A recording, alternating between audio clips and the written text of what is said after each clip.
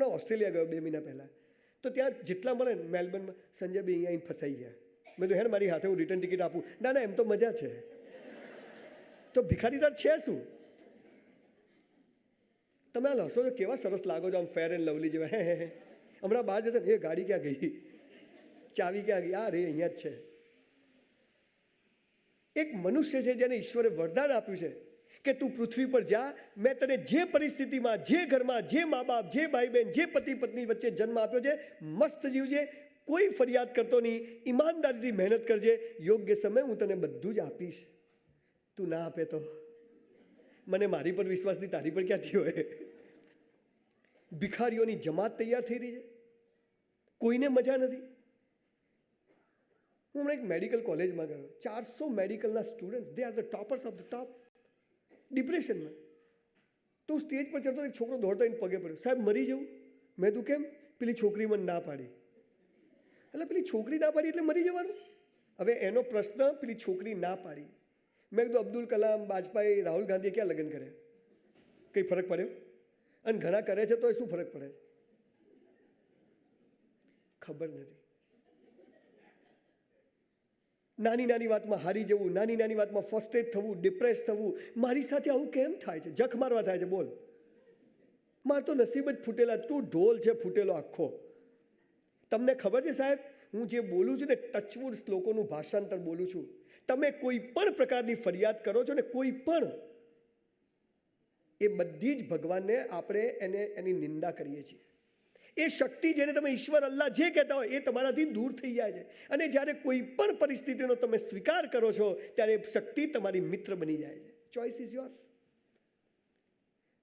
મારું ગુજરાતી પિક્ચર મેં બનાવ્યું, વિટામિન સી, એમેઝોન પ્રાઇમ પર જોજો.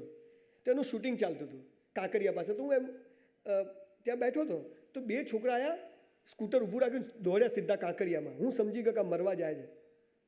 સાહેબ, છેલ્લા 2 વર્ષમાં 500થી વધુ લોકોને સુસાઇડ કરતા બચાયા છે, આત્મહત્યા કરતા બચાયા છે.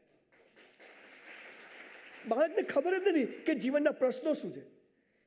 મેં પકડ્યા, મેં તું ક્યાં જાઉં છું? અંકલ મરી જવું છે. મેં તું કેમ? ટકા ના આવ્યા અને રિઝલ્ટ હવે પપ્પા મમ્મી મારશે. એટલે મેં તું ટકા ના એટલે મરી જવાનું? મને કે હા. મેં કીધું મરી જશે ને તો બધું ફરીથી ભણવું પડશે. એટલે ઘરે જતા રહ્યા કે તમે મરી જાઓ એટલે ફરીથી જન્મ લેવો પડે, ફરીથી ખટારા જેવું પહેલું બીજું 12મા સુધી ભણવું પડે. હાલ 1 વર્ષમાં પતી જશે. ભગવાન છોડવાનું નથી. જે વેદના, જે પીડા, જે દુઃખ ભોગવવા મોકલ્યા છે, એ ભોગવે જ છૂટકો છે, ગમે એટલા ભાગો. ઈશ્વરે આ પૃથ્વી પર 50% સુખ અને 50% દુઃખ આપીને મોકલ્યા છે. મુકેશભાઈને 500 કરોડનું સુખ, 500 કરોડનું દુઃખ. મને 50 રૂપિયાનું સુખ, 50 રૂપિયાનું દુઃખ, 2 હરખું જ આપે. દિવસ રાત સરખા આપે, સુખ દુઃખ સરખું આપે, જન્મ મરણ સરખું આપે. હવે તમે શું કરો છો? સુખ વધારવા જાઓ છો. બોલો ભગવાન શું કરશે? દુઃખ વધારશે. તમે શું કરો છો? દુઃખ ઓછું કરવા જાઓ એટલે ભગવાન શું કરે? સુખ બી ઓછું કરી દે. તો કરવું શું? જો હૈ સો હૈ, મેરા હૈ સો જાવે નહીં, જો જાવે સો મેરા નહીં. મારું ધાર્યું થાય હું ખુશ, મારું ધાર્યું ના થાય ભગવાન તું ખુશ. હું શું કરવા દિવેલ પીધેલો ફરું? જે થાય તે સારા માટે. પણ તકલીફ શું છે? અહીંયા ગળું દબાવવાની શરૂઆત પગ દબાવવાથી થાય છે. અહીંયા દુશ્મન બનાવવાની શરૂઆત મિત્ર બનાવવાથી થાય. અહીંયા ધૃણા કરવાની શરૂઆત પ્રેમ કરવાથી થાય. અહીંયા બધી જ નર્કની દુકાનો પર સ્વર્ગની તકતીઓ મારી છે. આપણે છેતરાઈ જઈએ અને પછી હું શું કરું? પ્લગમાં આંગળી ગાળ દે, બે હું પૂરું. ઘણા મને પૂછે સંજયભાઈ શું કરું? મેં તો પંખા હાથે લટકી જવાનું, 2 મિનિટમાં પૂરું. આપણે મરી જઈશું ને તો 5 દિવસમાં દુનિયા ભૂલી જશે, પણ જીવી ગયા તો સંજય રાવલ પર બની શકાય છે. આ વાત આપણે લોકો ભૂલી ગયા. જીવન મસ્ત છે, લાઈફ ઇઝ સો બ્યુટીફુલ. કોઈ કહેતું જ નથી મોટા થાવ ખબર પડશે. તને હું પરિબંધ પડશે? તું દિવેલ પીધેલો ફરે, હું દિવેલ પીધેલો ફરીશ. આપણો જન્મ જ હસવા થયો, આપણો જન્મ મજા કરવા. જ્યાં ઈશ્વરે જન્મ આપ્યો બેસ્ટ આપે. હું એક ફરિયાદ નહીં કરું. મસ્ત સવારે હસતો ઊંઘમાં ફોટો હસતો આવો જોઈએ. કોઈ કે શું લોટરી લાગી? પણ આપણે બધા એવા વિચિત્ર છીએ કે આપણા બાળકો હશે ને આપણને તમે જો એક બાળક જન્મે તો શું કરે? રડે. 2-3 મહિના છોકરું રડે, પછી ઘરમાં કંટાળ, અલા અને છાનું રાખો ને, ગલી ગલી ગલી ગલી. એ અમારા લાલીઓ હસ્યો. અમારા લાલિયાના ગાલમાં ખાડા પડે. હે કોઈ ઘરે આવે તો હસાજો, કેવો હસે છે. આ જ લાલીઓ મોટો થાય ને 10-15 વર્ષનો અને બહુ હશે ને, ભાઈ થોડા ગંભીર થાવ, કોંગ્રેસમાંથી ભાજપમાં. પહેલાં હસાવે, પછી છોકરો શું છે ભાઈ? તમે જુઓ તમારું બાળક સ્કૂલથી ઘરે આવીને શું કરે? દફતર ફેંકી દે, ચપ્પલ ફેંકી દે, અંદર જઈને કપડાં બદલ્યા ના બદલ્યા. હલો હલો હલો યસ, થોડુંક આપો હજુ. ઘરમાં આવી અને બધું ફેંકી દે, મમ્મી નાસ્તો આપ, એટલે મમ્મી કે ખાઈ લે. આ સામાન્ય છે. પણ જો છોકરું સ્કૂલથી ઘરે આવે, ચપ્પલ શૂઝ એકદમ સીધા કાઢે, સોક્સ બરાબર મૂકે, અંદર જઈને દફતર મૂકે, જૂના કપડાં પહેરીને બહાર આવે, મમ્મી ખાવા આપ, તું સ્કૂલ ગયો તો કે નહીં? કેમ કે સ્કૂલથી દિવેલ પીધેલો આવવો જોઈએ, હસતો ક્યાંથી આવ્યો? એને સ્કૂલથી તો રમણ ભમણ આવવો જોઈએ. તમે બધા એટલાન્ટામાં જોબ બિઝનેસ કરો, તમે નક્કી કરો, સંજય બે કીધું આજથી ટોપ જીવવું છે, તેલ લેવા જાય, ઓફિસથી સાંજે ઘરે જવું, હોટલથી ઘરે જવું, હસતા હસતા જવું, ઓફિસમાં જ પરફ્યુમ લગાવી, મોઢું લગાવીને તમે ઘરે જઈને ટિંગ ટોંગ કરો ને, પત્ની કે ક્યાં ગયા હતા તમે? આ રોજ દિવેલ પીધેલા આવે, આજે હસતા ક્યાંથી આવ્યા? તમે મજામાં રહો, કોઈને ગમતું નથી. આપણે ઘરે જઈએ, પત્ની નક્કી કરે, સંજયભાઈ કીધું છે મસ્ત જીવવાનું, કોઈ ફરિયાદ નહીં. વર ઘરે આવે, બિચારો આખો દાડો કેટલી મહેનત કરે, મોર્ગેજ ભરાતું નથી, ઉજાગરા કરે છે. આજે ઘરે આવે, પાણીનો ગ્લાસ લઈને, સાડી નવી પહેરીને ઉભા રહેવું છે. આપણે ઘરે જઈને પત્ની પાણી લઈને આવે ને, કોના ઘેર આવી ગયો સારું આજે?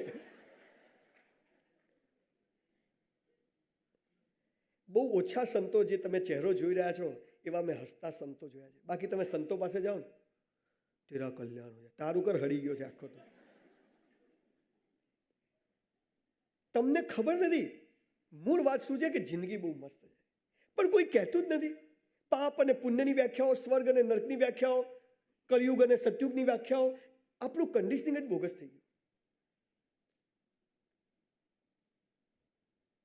તમારા ઘરે ટીવી ફ્રીજ આવે ને, તો પહેલાં કોઈ ડિલિવરી કરી જાય, મૂકીને જતો રહે, પછી બીજા દિવસે એક માણસ ઇન્સ્ટોલેશન કરવા આવે કે જુઓ બેન, પ્લગ અહીં લગાવવાનો, અહીં લગાવવાનો, કે ભમ ભમ થશે બધું.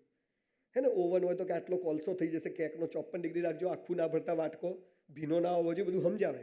એક ડિલિવરી કરી જાય અને બીજો ઇન્સ્ટોલેશન કરી જાય, તો એ વસ્તુ બરાબર ચાલે. આપણા બધાના કેસમાં શું થયું?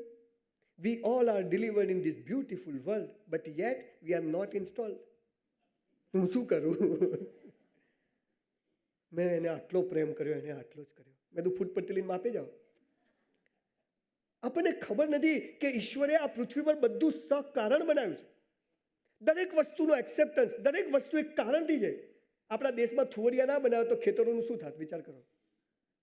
થુવરિયા કેમ બનાવ્યા? વાત તો કે આ કાંટો લાગ્યો, એટલે કાંટા બનાવવા પડે, દુઃખ આપવું પડે. આ દુનિયા બહુ મસ્ત, પણ આપણને એમ થાય કેમ આમ થાય? કેમ કે આપણું કન્ડિશનિંગ બહુ, આપણું ઇન્સ્ટોલેશન થયું જ નથી પ્રોપર સમજાવવા. અને એટલે આપણને રોજ દુઃખ છે, રોજ તકલીફ છે, અને આપણે ભિખારીઓની જેમ રોજ સવારે દિલ માગે મોર આવવા દો. જીવનનો હેતુ શું છે? મૂકીને જાઓ કે આપીને જાઓ, લઈને નથી જવાનું. કાં મૂકીને જાઓ કે આપીને જાઓ, ચોઇસ ઇઝ યોર્સ. કેટલું જોઈએ? એ 8મા ધોરણમાં મેં ઝઘડો કર્યો, અને મારા બાપુજી મને પછી જે વાત કરી, એને હું કોટ કરું છું. મને કે, મેં કીધું બાપુજી ક્યાં જન્મ લેવો મારા હાથમાં નથી. મને કે બધું તારા હાથમાં છે. મેં કીધું કેવી રીતે? મને કે બેટા ખૂબ કસરત કર, ખૂબ ચોપડીઓ વાંચ, તન અને મન મસ્ત હશે ને તો ધનના ઢગલા થઈ જશે. 5000 પુસ્તકો વાંચીને ઊભો છું આપની સમક્ષ, અને સવારે 100 દંડ મારું છું at the age of 54, 100 dips મારું છું. No diabetes, no blood pressure. કન્સ્ટ્રક્શનની સાઈડો ચાલે છે, પેલેસ લીધા છે, હોટલ્સ બનાવું છું, હોટલ ચલાવું છું, જીમ ચલાવું છું, ફિલ્મો બનાવું છું. અને અત્યારે આપણે જે થોડીક વાર પહેલાં આપણે અહીંયા એક વિડીયો જોયો હશે, જે મારું સ્વપ્ન છે કે ગુજરાતમાં હું આવા ગુરુકુળો શરૂ કરવા જઈ રહ્યો છું.